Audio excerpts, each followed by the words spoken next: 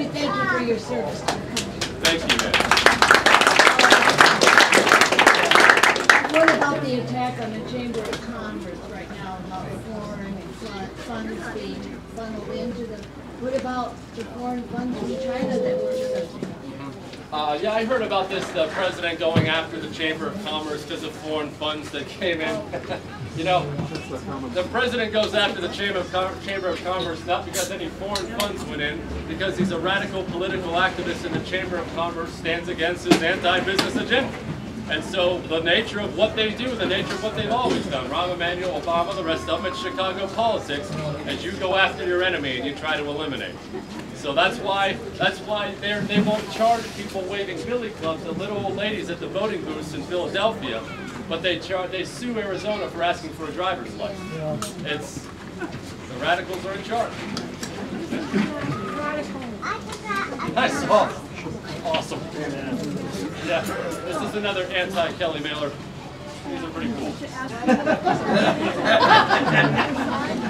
Well, ask me, what do you need to know then?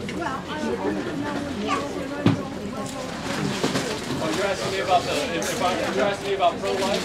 Yeah. I'm 100% pro-life, dude. Yes, yes.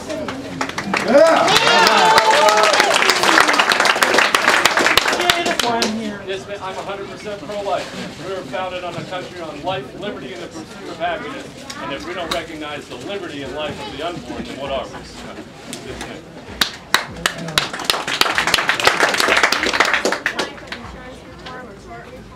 Yes. As far as not national health care. Yeah. She asked if I was for some type of tort reform, some type of insurance reform. Look, after we get done scrapping that health care, we need tort reform in this country. Not only the frivolous lawsuits, but the defensive medicine costs are through the roof. If you go into a doctor with a bump on the head, they have to do $15,000 in tests on you because they're worried about getting sued. We have to do something. And to lower the cost of health care, we need the insurance companies competing with each other, not the government. They're going bankrupt right now competing with the government, and they're going to force us all on this government plan, which was their plan all along. But yes, they need to be able to purchase insurance across state lines, which the companies don't want, because then you compete with each other. And when private companies compete with each other, the quality goes up and the cost goes down. The national health care that was passed was not a public option. You cannot opt out of it. There's right now what they have, the national health care, the bill that they passed right now, because they couldn't get through the single payer system, which is what they wanted, instead they passed just think of it like a gigantic funnel. The entire thing was made to funnel you into a government-run system. That's why it punishes businesses so severely for having employees and paying for their health insurance. That's why it fines you for not having their health insurance. It's basically, they're forcing employees to drop insurance. I know Don Kelly Construction, the company I work for, at least 18% insurance costs will go up next year. And that's small. I've talked to companies that will be over 73% increase in costs. Companies can't bear that burden, especially in this, so they dropped it and onto the government plan. And look, they were caught on tape saying it will lead to a government-run plan because businesses can't withstand it. It was what they had in mind all along.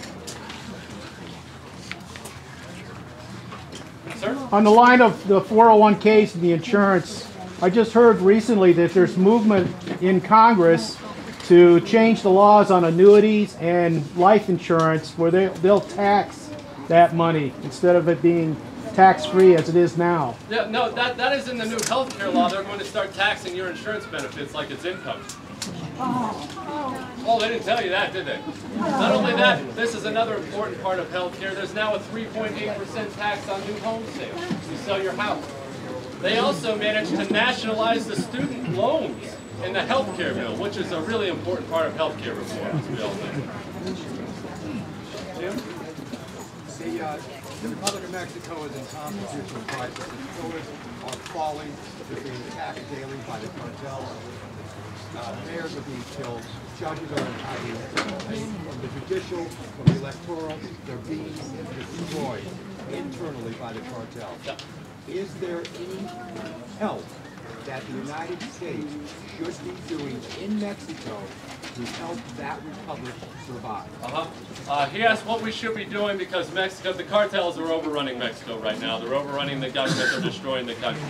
And a lot of that is starting to bleed over. That violence is starting to come into our borders, and our borders leak like a sieve. So if the violence starts coming this way, it's a big time problem. We're already doing things there. Sir. Violence is up here, up in Phoenix this last week. 4 illegal aliens killed in the Capitol in Phoenix, so it's up here.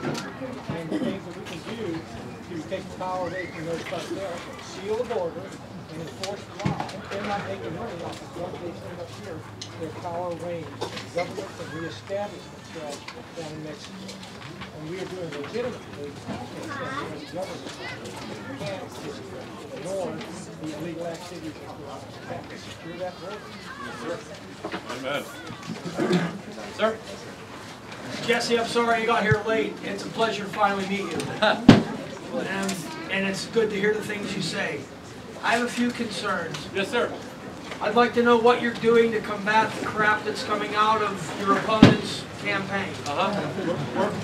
And I'd also like to know that when you get elected, if you unite the Republicans and the Tea Party members that will get in there, and I do believe there might be a division in some ideologies, will you immediately stop cap and trade? Yes. Without hesitation. All right, yes. How can you do that? Well, right now it's through the House and then the bill died. So now they're working with it in the Senate and it still has to come back through the House in approval. We'll do it if we have the numbers in the House. If we continue to let the Sierra Club run the House of Representatives, we're not going to do it.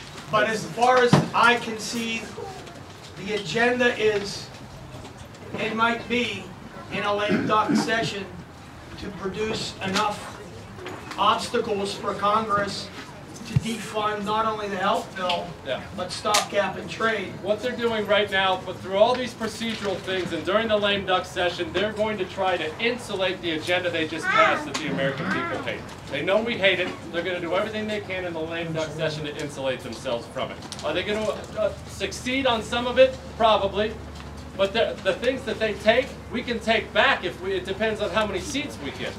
Look, if Nancy Pelosi is still Speaker after November 2nd, it's over. It's just over. So we need to take back enough seats, and there's nothing we can't undo. There's nothing we cannot undo if we have the numbers. But also, the most dangerous thing he's doing right now, cap and trade is another thing. They're actually trying to isolate the powers of cap and trade and give that power to the EPA so they don't even have to pass cap and trade, but that's another story entirely. He's going to try to pack the courts in the lame duck session. That's what he's going to try to do. He's going to try to get a bunch of activist judges up there, at least half a dozen, through the Senate approval process during the lame duck session. Our senators have to have the guts to filibuster. They have to. Is there any pressure that the House of Representatives can put on some of our not so strong senators to act in our interest? Look, yes. Or do we have to continue to be frustrated and sit back on the bleachers? He who controls the most votes is who controls Washington in the House and the Senate. It doesn't matter. Forget about who's been there the longest, who's in leadership. If we walk in with a voting bloc of 60 principled conservatives with actual guts, we're going to be just fine. Because we say what goes. And that's what matters. As far as what we're doing to combat the Giffords' lies on taxes and Social Security, the beauty of it is people know their lies. I mean, that's what I get more than anything else. And so as far as what we're doing to combat them, we're punching back. If we start talking about her agenda on the television set, if we start running ads about a tax that I'm not even for on the television set, we've lost this election. It's over. That's talking about her message. We talk about our message. And the beauty of it is, it costs her twice as much money to lie as it does for us to tell the truth. I mean, she doesn't even video edit it well. It's choppy and it's just not done well. It's not done well. Sir? The debate on Monday, will that be televised? Yes, the debate on Monday, I think it starts at 6:45 or 7. Starts at 7. It will be televised on PBS, so tune in and enjoy. All right. Sir?